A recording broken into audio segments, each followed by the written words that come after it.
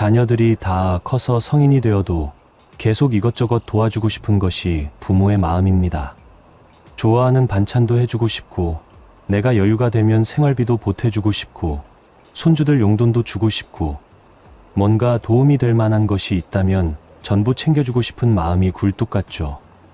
그런데 이상하게도 내가 더 많이 해주면 해줄수록 자녀들의 태도가 점점 변해가게 됩니다.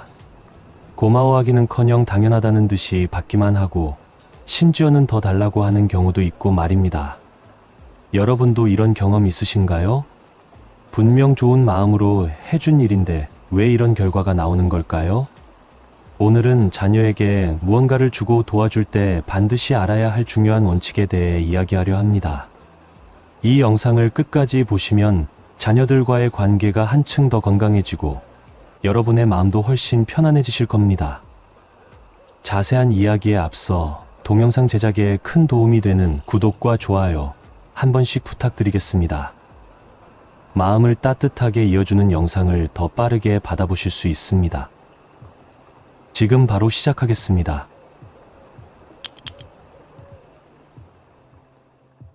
먼저 65세 박미선 씨의 사연을 들려드리겠습니다. 제 개인적으로 이 이야기는 너무 가슴이 아파서 눈물이 나왔습니다. 박미선 씨는 평생 자식들을 위해 살아오신 분이셨습니다.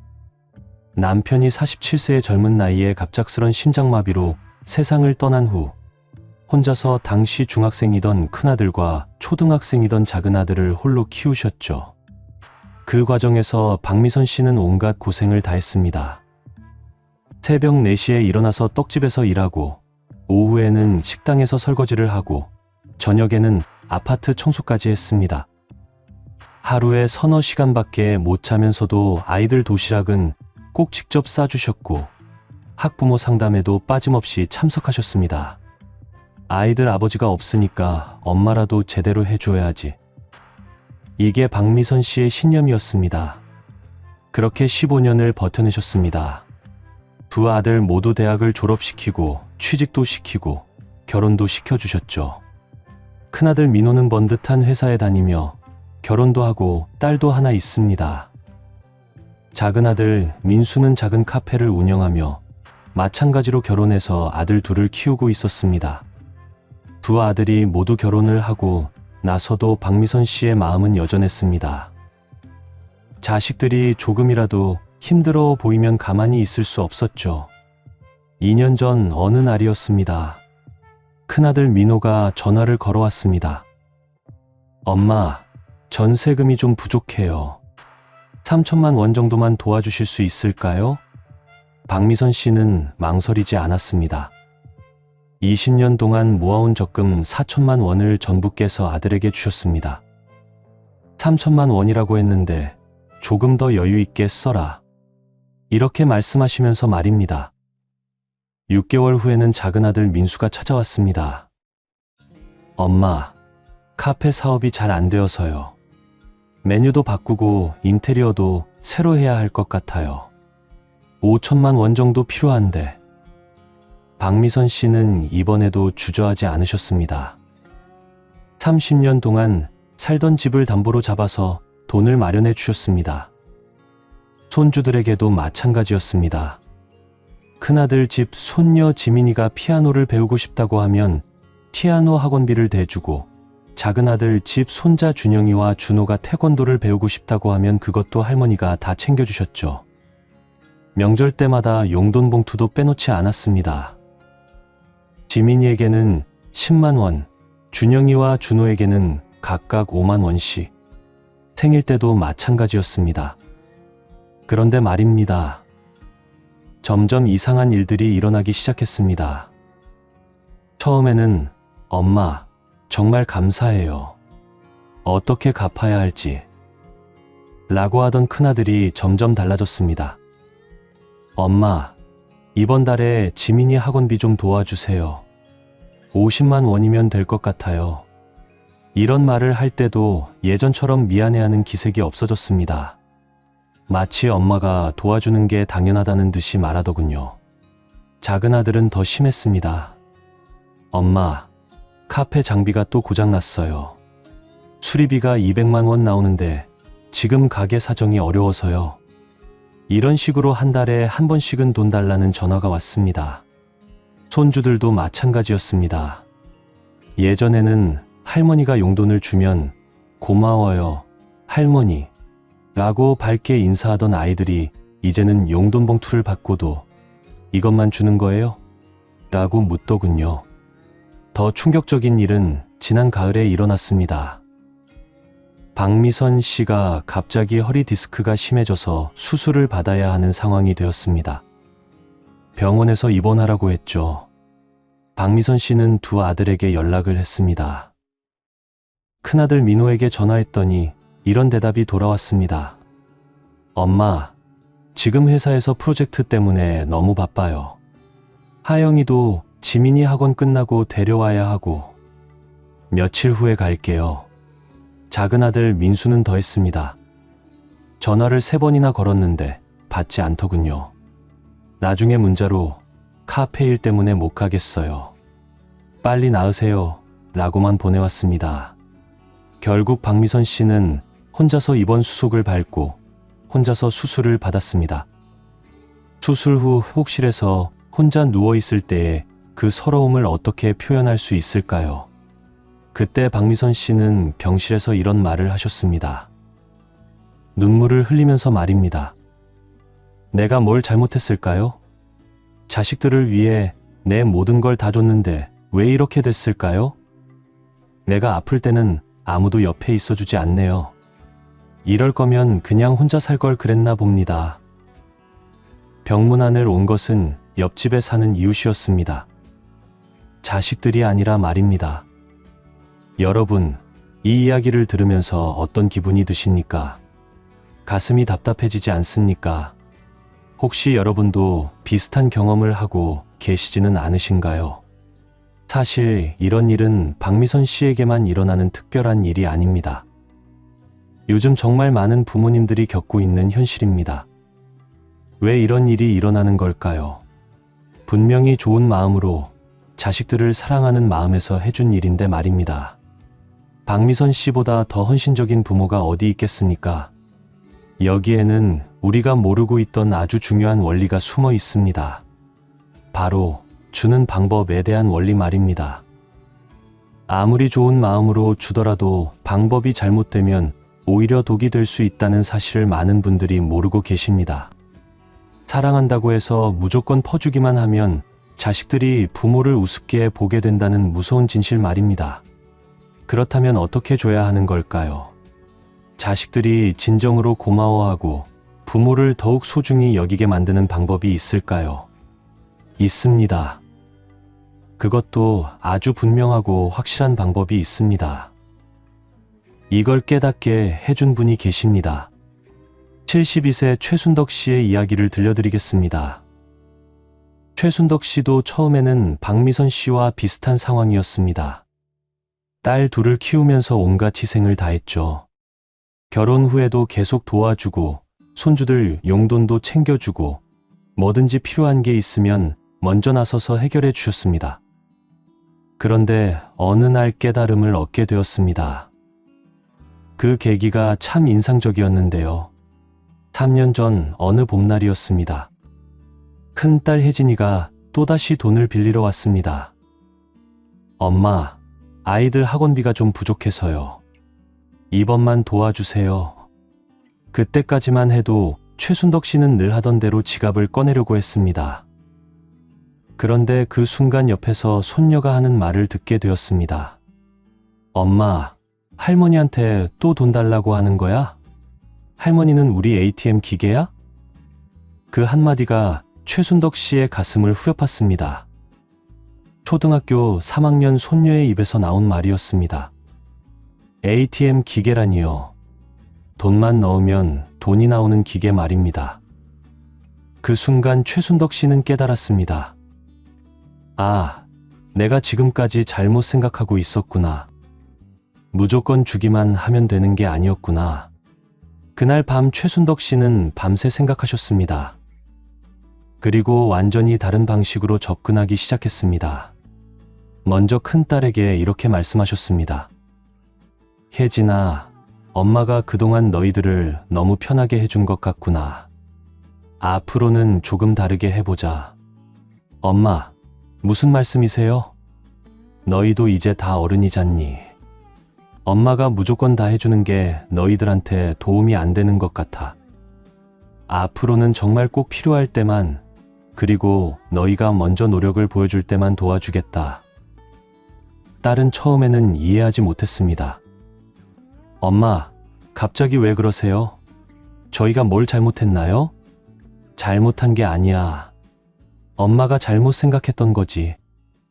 무조건 주기만 하면 사랑이라고 생각했는데 그게 아니더라고. 그 후 최순덕 씨는 완전히 다른 원칙으로 자녀들을 대하기 시작했습니다. 첫 번째 원칙은 조건을 만들어 주기였습니다. 예전에는 딸이 돈이 필요하다고 하면 아무 조건 없이 그냥 줬습니다. 하지만 이제는 달랐습니다. 학원비가 부족하다고? 그럼 너희 부부가 먼저 한 달 동안 가계부를 써봐라. 어디에 돈이 얼마나 들어가는지 정확히 파악해보고 정말 줄일 수 있는 부분은 없는지 살펴봐라.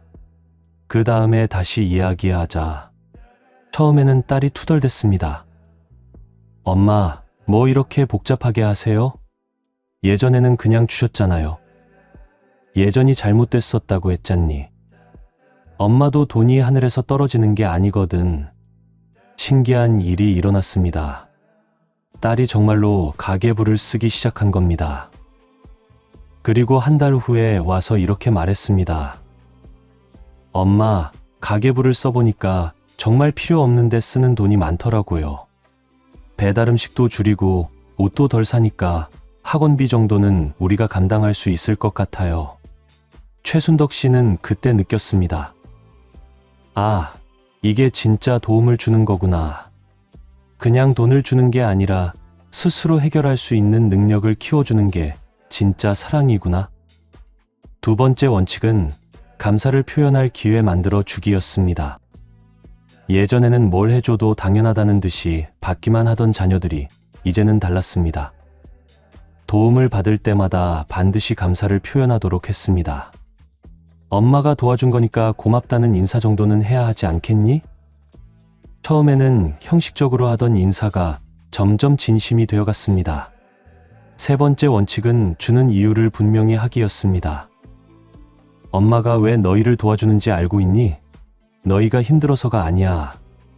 너희가 더 나은 사람이 되길 바라는 마음에서야. 그러니까 엄마가 도와준 만큼 너희도 성장해야 해. 이런 식으로 주는 이유를 명확하게 했습니다. 그 결과가 어땠을까요? 6개월이 지나자 놀라운 변화가 일어났습니다. 딸들이 먼저 안부 전화를 하기 시작했습니다. 엄마, 오늘 하루 어떻게 지내셨어요? 몸은 괜찮으세요? 명절 때도 달랐습니다. 예전에는 용돈을 받으러 오는 기분이었다면 이제는 정말로 엄마를 보러 오는 느낌이었습니다. 손주들도 마찬가지였습니다. 할머니를 ATM 기계라고 하던 그 손녀가 이제는 할머니가 오시면 진심으로 기뻐합니다. 할머니, 보고 싶었어요. 여러분, 이 차이가 뭘까요? 똑같이 주는 건데 왜 이런 결과가 다르게 나올까요? 여기에 중요한 비밀이 숨어 있습니다. 그 비밀은 바로 인간의 심리에 있습니다. 사람은 누구나 쉽게 얻은 것은 소중히 여기지 않습니다. 반대로 어떤 노력이나 조건을 통해 얻은 것은 더 가치 있게 생각하죠. 이것은 심리학에서 말하는 노력 정당화 효과라는 것입니다. 쉽게 말해서 공짜로 얻은 것은 공짜 가치밖에 안 된다는 뜻입니다. 여러분도 경험해 보셨을 겁니다. 힘들게 모아서 산 물건과 그냥 받은 선물 중에서 어떤 것을 더 아끼시나요? 당연히 힘들게 모아서 산 물건이죠. 자녀들에게도 마찬가지입니다. 아무 조건 없이 받은 돈은 쉽게 써버리지만 어떤 노력을 통해 받은 도움은 훨씬 더 소중히 여깁니다. 그럼 구체적으로 어떻게 해야 할까요? 최순덕 씨가 사용한 방법을 더 자세히 알려드리겠습니다. 첫 번째, 단계별 도움 주기입니다. 68세 김정자 씨의 사례를 보겠습니다. 김정자 씨의 아들 성훈이가 카페 창업 자금으로 5천만 원이 필요하다고 왔습니다. 예전 같으면 김정자 씨는 무조건 주었을 겁니다. 하지만 이번에는 달랐습니다. 성훈아, 엄마가 도와주고 싶은 마음은 굴뚝 같다. 하지만 5천만 원이라는 큰 돈을 한 번에 주는 건 너한테도 엄마한테도 좋지 않을 것 같구나. 엄마, 무슨 말씀이세요? 이렇게 해보자. 먼저 너가 사업 계획서를 제대로 써봐라. 어떤 카페를 할 건지, 어떻게 운영할 건지, 수익은 어떻게 낼 건지 구체적으로 정리해봐라. 그리고 창업 교육도 받아봐라. 그런 거 굳이 해야 하나요? 그냥 시작하면서 배우면 되잖아요. 아니다. 제대로 준비하지 않고 시작한 사업은 망하기 쉬워. 엄마도 너가 실패하는 거 보고 싶지 않거든. 성훈이는 처음에는 투덜댔지만 결국 사업 계획서를 쓰기 시작했습니다. 창업 교육도 받았죠. 한 달 후 성훈이가 와서 말했습니다. 엄마, 사업 계획서 쓰면서 생각해보니까 생각보다 준비할 게 많더라고요. 그리고 창업 교육 받으면서 알게 된 건데 처음부터 너무 큰 규모로 시작하면 위험하다고 하네요. 김정자 씨는 그때 1천만 원을 주었습니다. 일단 작은 규모로 시작해봐라. 잘 되면 그때 더 도와주겠다. 6개월 후 성훈이의 작은 카페가 제법 자리를 잡았습니다. 그때 김정자 씨는 추가로 2천만 원을 더 도와주었습니다. 엄마, 정말 감사해요. 처음에는 왜 이렇게 복잡하게 하나 싶었는데 지금 생각해보니까 엄마가 맞았어요. 제대로 준비하고 시작하니까 훨씬 안정적이에요. 성훈이는 지금도 한 달에 한 번씩 엄마를 찾아와서 사업 근황을 보고합니다. 그리고 번 돈 중에서 일정 부분을 엄마 용돈으로 드립니다. 두 번째, 역할과 책임 부여하기입니다. 74세 이명희 씨는 이 방법을 아주 효과적으로 사용하고 있습니다. 손주들에게 용돈을 줄 때도 그냥 주지 않습니다. 준서야, 할머니가 용돈을 주고 싶은데 조건이 있어. 무슨 조건이에요? 할머니? 이번 달에 할머니 댁에 와서 화분에 물 주기를 도와줄 수 있겠니? 할머니 혼자서는 힘들거든. 10살 손자 준서는 기꺼이 그 역할을 맡았습니다. 매주 토요일마다 할머니 댁에 와서 화분에 물을 주고 할머니와 이야기도 나누죠. 이렇게 하면 두 가지 효과가 있습니다. 첫째, 아이가 용돈을 받기 위해 뭔가 기여를 한다는 느낌을 갖게 됩니다. 둘째, 할머니와 손자 사이에 자연스러운 만남의 기회가 생깁니다. 할머니, 오늘 화분들 상태가 어때요? 이 꽃은 언제 피나요? 이런 대화가 자연스럽게 이어집니다. 지금 준서는 용돈을 받을 때마다 할머니, 제가 도움이 되었나요? 라고 묻습니다. 예전에 그냥 받기만 하던 것과는 완전히 다른 모습이죠. 세 번째, 감사 표현 문화 만들기입니다. 이것이 가장 중요할 수도 있습니다. 도움을 받은 사람이 감사를 표현할 때 주는 사람도 보람을 느끼게 됩니다. 71세 조영숙 씨의 방법을 보겠습니다. 딸이 아이 학원비로 50만 원을 빌리러 왔을 때 이렇게 말했습니다. 은미야, 엄마가 도와주는 건 괜찮은데 한 가지 부탁이 있어. 뭐예요, 엄마? 이번에 엄마가 도와준 덕분에 아이가 학원을 계속 다닐 수 있게 되잖니. 그럼 한 달 후에 아이 공부가 어떻게 늘었는지 엄마한테 알려줘. 엄마도 보람을 느끼고 싶거든. 한 달 후 딸 은미가 손자와 함께 찾아왔습니다. 엄마, 민준이가 할머니한테 인사드릴 게 있대요. 할머니가 학원비 도와주신 덕분에 이번 달에 수학 시험 100점 맞았어요. 정말 고마워요. 그 순간 조영숙 씨의 기분이 어땠을까요? 그냥 돈만 주고 끝나는 것과는 완전히 다른 느낌이었습니다. 아이고, 우리 민준이가 이렇게 열심히 했구나. 할머니가 도와준 보람이 있네. 이런 식으로 감사를 표현하는 문화가 만들어지면 주는 사람도 받는 사람도 모두 기분이 좋아집니다. 네 번째, 경계선 분명히 하기입니다. 이것도 정말 중요합니다. 무조건 다 들어주는 부모가 되면 자녀들이 경계를 모르게 됩니다. 66세 박정순 씨는 이렇게 하고 있습니다. 애들아, 엄마가 도와줄 수 있는 건 한 달에 한 번, 100만 원까지야. 그 이상은 너희들이 알아서 해결해야 해. 이렇게 분명한 기준을 정해놓으니까 자녀들도 함부로 부탁하지 않게 되었습니다.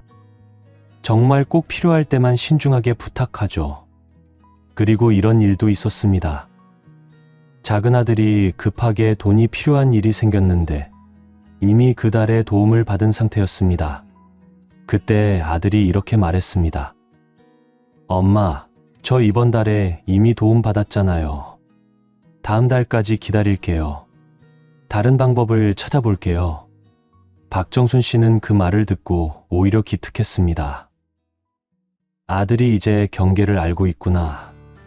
엄마를 배려할 줄도 알고. 결국 중요한 건 이겁니다.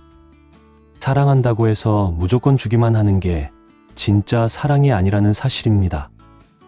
진짜 사랑은 상대방이 스스로 설 수 있도록 도와주는 것입니다. 그리고 받는 사람도 고마워할 줄 아는 사람으로 키우는 것이죠. 여러분, 혹시 지금까지 박미선 씨처럼 무조건 퍼주기만 하셨나요?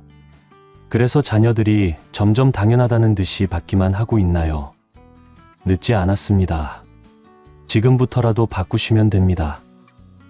실제로 이런 분이 계셨습니다. 69세 한말순 씨의 이야기입니다. 한말순 씨도 처음에는 전형적인 퍼주는 엄마였습니다. 아들 둘에게 집까지 사주고 사업자금도 대주고 손주들 용돈까지 다 챙겨주셨죠. 그런데 아들들의 태도가 점점 나빠지는 걸 보고 뒤늦게 깨달았습니다. 이래서는 안 되겠구나. 내가 잘못 키웠구나. 그래서 65세가 되어서야 완전히 다른 방식으로 바꾸셨습니다. 처음에는 아들들이 반발했습니다. 엄마, 왜 갑자기 이러세요? 예전에는 안 그러셨잖아요. 그때는 엄마가 잘못 생각했었다. 이제는 제대로 하려고 한다. 6개월 정도는 정말 힘들었습니다. 아들들이 삐져서 연락도 잘 안 하고 명절에도 얼굴을 잘 안 보이더군요. 하지만 한말순 씨는 참았습니다. 이 과정을 견뎌야 나중에 진짜 좋은 관계가 될 수 있어. 1년이 지나자 놀라운 변화가 일어났습니다. 아들들이 먼저 찾아와서 사과했습니다. 엄마, 죄송해요. 그동안 너무 당연하게만 생각했네요. 엄마가 우리를 진짜 생각해서 그렇게 하신 거였구나. 지금 한말순 씨와 아들들의 관계는 예전보다 훨씬 좋습니다. 서로를 더 존중하고 더 소중히 여기게 되었죠. 여러분도 할 수 있습니다. 나이가 많다고 해서 늦은 게 아닙니다. 지금 시작하면 됩니다. 그럼 구체적으로 어떻게 시작하면 될까요? 첫 번째, 마음의 준비를 하세요. 처음에는 자녀들이 반발할 수 있습니다. 엄마, 왜 갑자기 이러세요? 라고 할 수도 있어요. 하지만 흔들리지 마세요. 이건 자녀들을 위한 일이라는 걸 기억하세요. 두 번째, 분명한 기준을 정하세요. 언제 도와줄 것인지, 얼마까지 도와줄 것인지, 어떤 조건에서 도와줄 것인지 미리 정해놓으세요. 그리고 그 기준을 자녀들에게 분명히 알려주세요. 예를 들어 이렇게 말입니다. 앞으로 엄마가 도와줄 때는 몇 가지 원칙이 있어. 첫째, 정말 꼭 필요한 일인지 엄마가 판단해서 도와줄게. 둘째, 너희가 먼저 노력한 모습을 보여줘야 해. 셋째, 도움을 받으면 반드시 감사 인사를 해야 해. 세 번째, 일관성을 지키세요. 가장 중요한 건 일관성입니다. 한 번 정한 원칙은 끝까지 지켜야 합니다. 자녀들이 삐지거나 화를 낸다고 해서 다시 예전으로 돌아가면 안 됩니다. 네 번째, 대화를 늘리세요. 돈으로만 사랑을 표현하지 말고 대화로 관심을 보여주세요. 요즘 어떻게 지내니? 힘든 일은 없니? 엄마가 도울 수 있는 일이 있으면 언제든 말해라. 이런 대화를 통해 진짜 소통을 하세요. 5번째, 자녀의 성장을 인정해 주세요.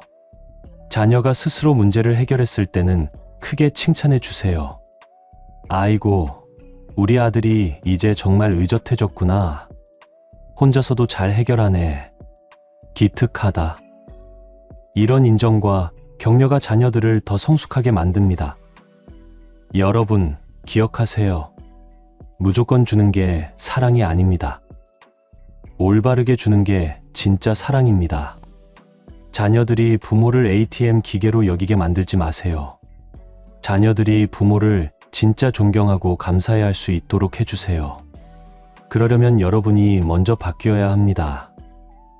퍼주는 부모에서 지혜로운 부모로 바뀌어야 해요. 처음에는 어색하고 힘들 수 있습니다.